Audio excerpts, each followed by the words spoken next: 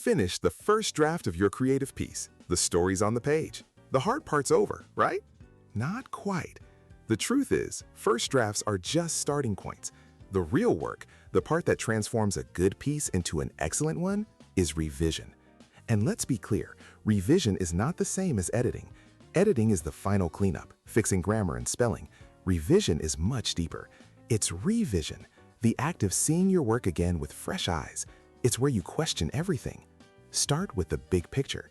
Does your story stay true to the original text? Is your character psychology consistent?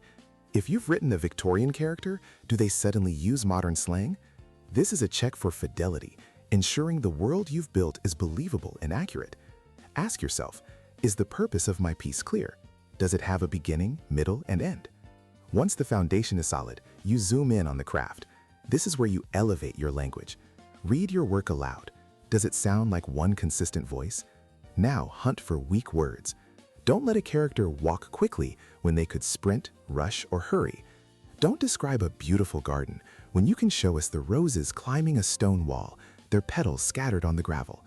Replace telling with showing. Instead of saying she was nervous, show her twisting a handkerchief, checking the clock every minute. Finally, you must be able to explain your choices.